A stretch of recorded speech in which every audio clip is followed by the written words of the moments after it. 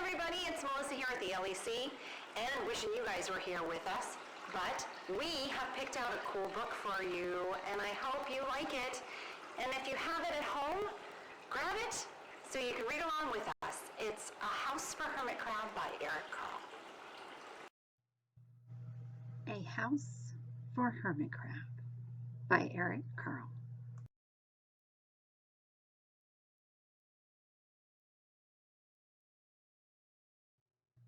Time to move, said Hermit Crab one day in January. I've grown too big for this little shell.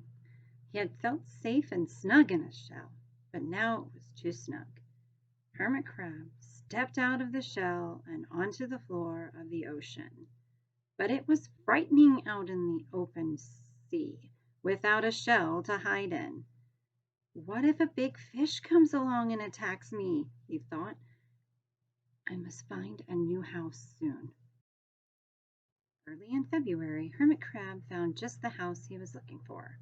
It was a big shell and strong. He moved right in, wiggling and waggling about inside to see how it felt.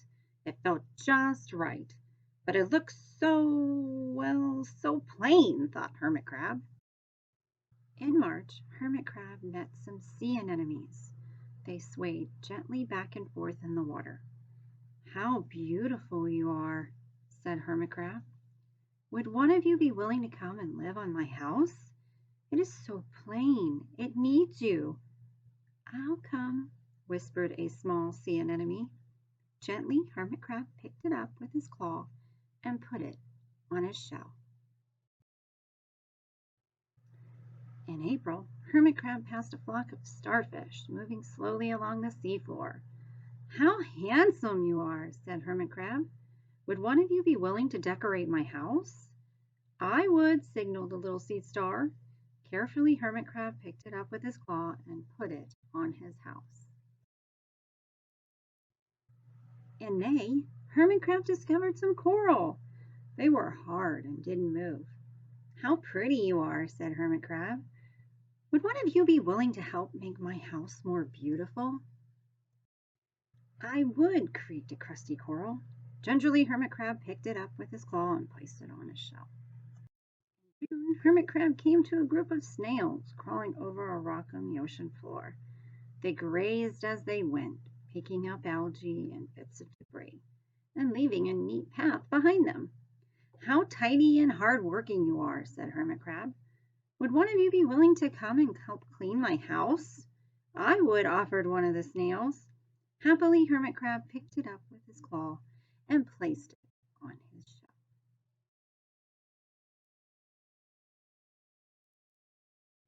In July, Hermit Crab came upon several sea urchins.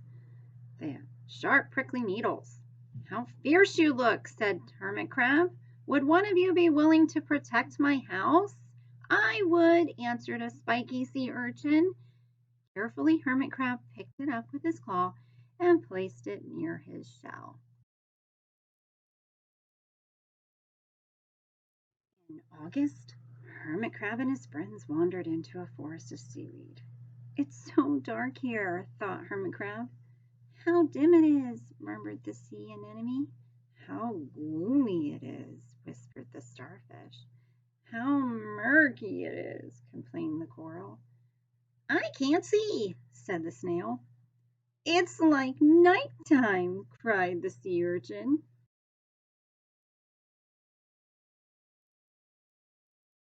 In September, Hermit Crab spotted a school of lanternfish darting through the dark water.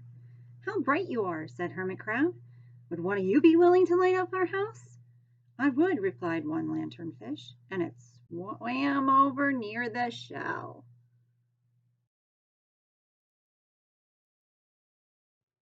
In October, Hermit Crab approached a pile of small, smooth pebbles. How sturdy you are, said Hermit Crab. Would you mind if I rearranged you? Not at all, answered the pebbles. Hermit Crab picked them up one by one with his claw and built a wall around his shell. Now my house is perfect, cheered Hermit Crab. But in November, Hermit Crab felt his shell seemed a bit too small. Little by little, over the year, Hermit Crab had grown. Soon he would have to find another bigger home.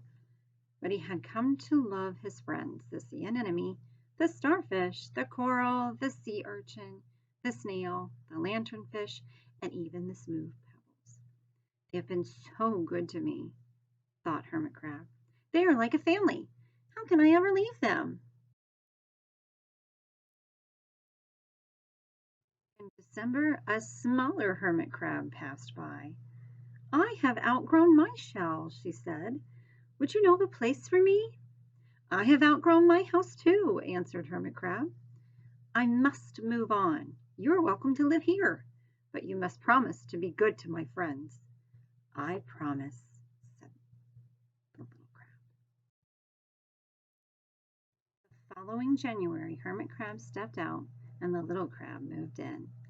Couldn't stay in that little shell forever, said Hermit Crab, and he waved goodbye. The ocean floor looked wider than he had remembered, but Hermit Crab wasn't afraid. Soon he spied the perfect house, a big empty shell.